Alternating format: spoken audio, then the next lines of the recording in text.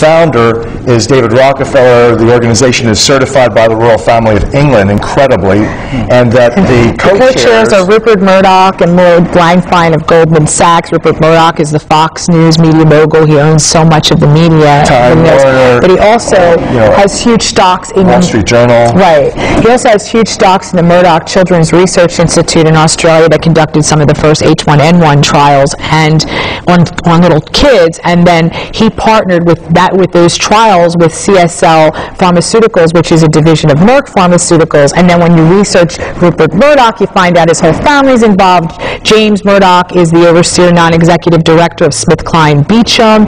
His mother is also a producer of H1N1 swab. Yeah, which is the competitor, SmithKline Beecham, to Merck. So here you got Rupert overseeing Merck. You have his son James overseeing SmithKline Beecham, and then you have his mother, who's in charge of the Royal Women's Family Hospital in Melbourne.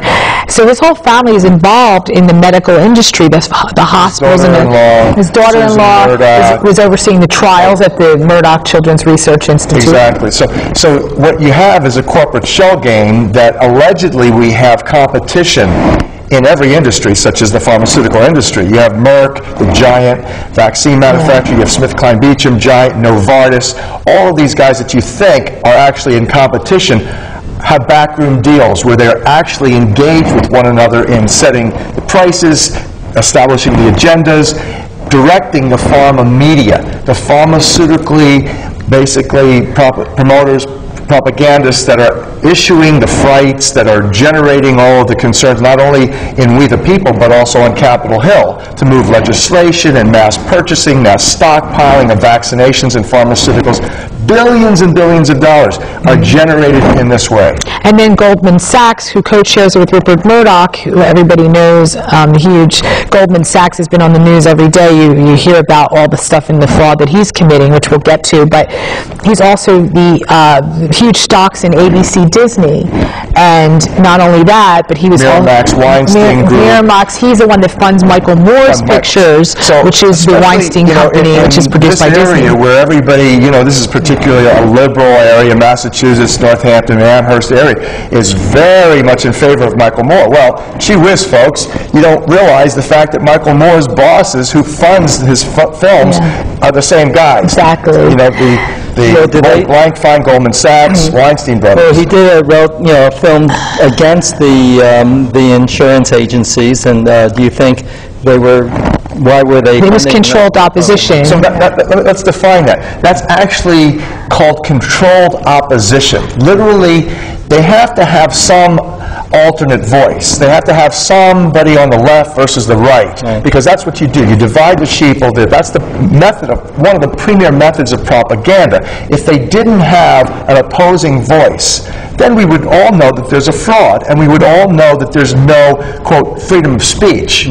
But so you have Michael Moore funded by these guys who literally use him as controlled opposition, and he actually states what part of the truth. The Bible talks about a half-truth being a complete lie. You lay out a half-truth that doesn't give you the full picture, that if you had that full picture, you'd really see the wizards pulling the strings, like Michael Moore's financiers, Lloyd Blankfein and Harvey Weinstein brothers. All these are the people who are investing then in the tragedies and the travesties, the industries, such as security industry. Look at what happened after 9/11. Look at what happened in healthcare after H1N1. And now currently they're saying that we're going to have H5N1 this coming fall recombined with H1 according to the officials. This moves vast industries, infection control industries, medical industries, pharmaceutical industries, security industries. All of these major industries, incredibly, are directed heavily by the graduates of Goldman Sachs, Lloyd Blankfein's group. In fact, if you look at who runs the United States Treasury over the past decades, it's always been a graduate of Goldman Sachs. And I was going to ask you, you just did an article regarding Goldman Sachs' involvement with Corexit, this chemical that's being used on the Gulf, that some people are saying is killing the complete Gulf of Mexico. Do you have? Yeah. Actually, Goldman Sachs, along with the Blackstone Group and Apollo, they purchased Nalco, which is producing Corexit, which is a dispersant that they're putting over the Gulf right now. And what that does is it actually hides the oil. The oil comes to the surface, the Corexit is sprayed, and it goes down lower into the sea level, but it's really like sweeping it under the carpet. It's not really doing anything to get rid of it. It's actually making it worse. And Corexit has a reputation. In '89, during the Exxon Valdez cleanup, it has a reputation when they used a certain chemical in it called butyroxethanol 2, and that actually caused liver, kidney damages, blood in the urine to the workers who actually were in the cleanup, involved in the cleanup. There's well over 100 now people who are dead because of the cleanup operations and the problems. Exactly. Now, as they spread the Corexit, there's going to be more public health crises. And what's hideously insane is that when you start to study Goldman Sachs and the pattern of crisis capitalism, that they're making money off of these crises, these emergencies. From 9/11, what did you see? You had the shorting of the airline stocks. Right before the 9/11. Days before 9/11 catastrophe. Right. That Goldman Sachs investors, J.P. Morgan Chase, the stock, people on Wall Street run Wall Street Journal by Rupert Murdoch and company. So they made money from that. Then you had they purchased Boots and Coots, Halliburton, which, another interesting thing the mainstream media is not talking about, and they constantly are talking about Obama. They're blaming Obama, and they're blaming BP for the whole oil spill.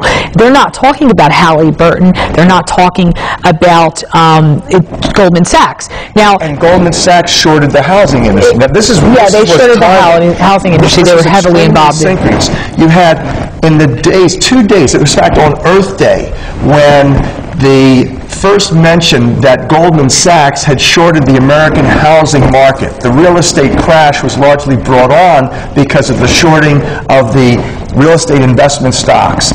And now the mainstream media was starting to focus on Lloyd Blankfein and Goldman Sachs. He's the CEO of Goldman Sachs. Suddenly now you had an explosion that was on the oil platform in the Gulf that was being not only monitored and worked on and controlled by Halliburton. That's BP's oil. Halliburton actually makes the cementing for the well. They're the ones who made the well. BP fills their oil in the well, and Goldman Sachs funds it.